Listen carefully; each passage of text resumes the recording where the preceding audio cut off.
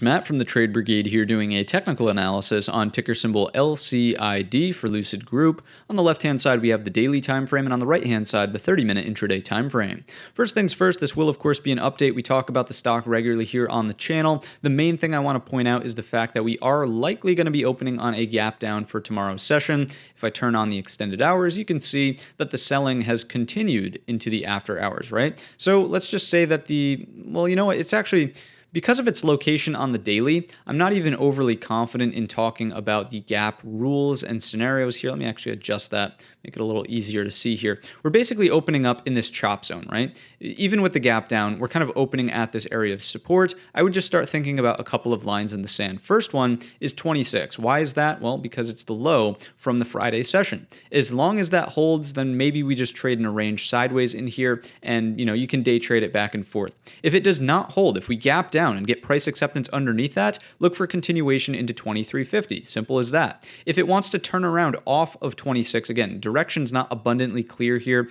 I would probably just look for the midpoint of the range, 28 roughly, the gap close, today's low, that general area. But even then, it's not like the most attractive trade that I would be looking for, just noting the strength of the daily downtrend. The instance where I would want to get long here is if this does turn into a double bottom and we can take out that neckline, which is, in theory going to be up around 30.85, 31, then maybe there's a trade into the bottom end of the range. We talked about this in the prior videos here. That's really the only thing I can see to the long side inside of Lucid. And with this gap down, it's certainly not inspiring any bit of confidence that this will happen over tomorrow, the next day, or even early next week, right? So it really's got to prove itself that it's going to bounce here and then get to the neckline in the first place, closer to 31. If that doesn't happen, then there's really no long trade to have inside of Lucid except for day trade scalps back and forth in this area. We talked about downside. Just as a quick reminder, this is a hard to borrow stock. You're not going to short the shares, but if you take a look at the volume going through on the at